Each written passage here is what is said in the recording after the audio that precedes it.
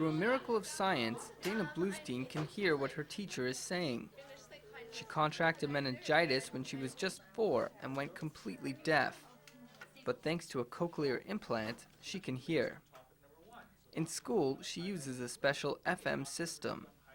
Her teacher wears a microphone that broadcasts directly to her implant to avoid interference from background noise. Through another miracle of sorts, the $4,000 system is completely paid for by the Ontario government through the Ministry of Education. That wasn't the case 3 years ago when Dana attended a faith-based school. There, the government would only provide health services, and deafness, they said, was not a health issue. It doesn't make any sense. These are special needs. Whether they're classified as Ministry of Health or Ministry of Education, special needs, they are special needs. Norm Bluestein is Dana's father. After his experience paying out of pocket for all of Dana's special needs at her previous school, he decided to become active in fighting a system he sees as discriminatory. Dana attended private school from kindergarten to grade 5, and she's now currently in grade 8. She, for the last 3 years, grades 6, 7, 8 middle school, she's gone to a public school where she receives all the services she needs. So when we started this complaint and lawsuit against the government, I really had no vested interest in anything particularly to do with Dana. It was really to help the other kids. Kids at schools like this one, a Christian elementary school in London. There are over 50,000 students in schools like this one across the province. But unlike public schools and Catholic schools in Ontario, the only special needs funding for these kids comes from the Ministry of Health. The government provides what it calls health services for any child, no matter what school they attend. They just don't agree with all parents when it comes to defining health issues. Noise-reduced classrooms for hearing-impaired students? That's an education issue. What if a child can't hold a pen properly and needs physiotherapy? Well, that's a health issue. And what about one of the biggest groups of all?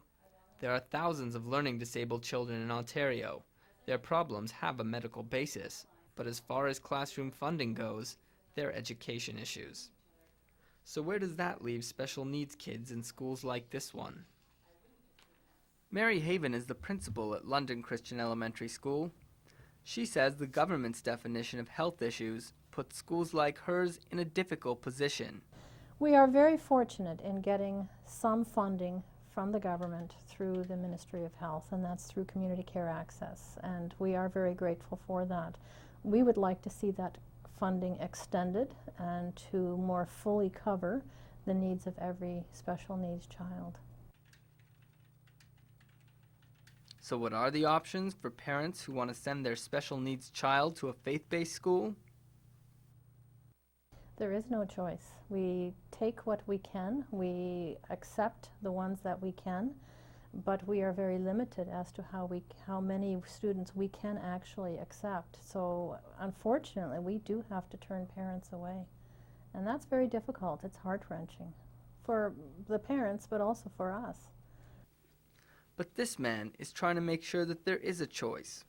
Alan Kaufman is a lawyer representing the families of 8 special needs children in a suit against the Ontario government. He's been working on the case for the past 3 years. He says the province not only discriminates against special needs children in faith-based schools, but ignores them as well. Government of Ontario has refused to meet with the lawyers in this case or any of the 8 families. The ministers, government ministers involved have refused all meetings. They've not granted us a meeting with their civil servant officials. Even there's a special minister in Ontario responsible for disabilities. Even that minister has declined to meet with us. So they basically treated these children as pariahs for some reason because they attend a faith-based school and are somehow not worthy of the government's attention. So the only way we can get the government's attention is to sue them. We've had to sue our own government to get attention. He wasn't the only one who had trouble getting the government's attention on the issue. We tried to speak with Education Minister Kathleen Wynne, but a representative said that she couldn't give us an interview unless we spoke with Health Minister David Kaplan first. He wasn't available. Neither were the government's lawyers. But we did manage to track down one MPP who could speak with us. Deb Matthews is the Minister for Children and Youth Services. She said she couldn't talk to us about the case or answer questions about faith-based funding, but she did agree to sit down with us at her London offices. The health services are available to all kids, whether they're in a publicly funded school, a private school, or even if they're homeschooled. Those health services are available to that child. The services are attached to the child, not to the system. If they're delivered through the education system, then we fund our publicly funded schools to provide the array of services that kids with a variety of needs have, and that's through the education system. But the difference, Kaufman says, amounts to bureaucratic nitpicking. But it's the same government. Why should a disabled child care if the money comes from, the Ministry of Education and the Ministry of Health? We don't care if the money comes from the Ministry of Tourism, as long as it flows. It's the same government, after all. We're not talking about money coming from the federal government and money coming from the provincial government. All the money for the disabled children would be allocated by McGuinty's government, the Ontario government. So why are we slicing and dicing the disabled children up like this on the basis of whether they have the right kind of disability or the wrong kind of disability? They have difficulty in the classroom and they need help. But that's not the government's problem, according to its lawyers. In an email from a spokesperson, the Attorney General's office stated the following: Ontario does not provide funding for educational programs in private schools. While Ontario has chosen to provide funding of certain healthcare services in public and private schools, there is no constitutional obligation to provide additional funding to private schools for special education services. I could try to be devil's advocate. I could try to put myself in their position. I think it's somewhat ludicrous. I don't think they have a leg to stand on.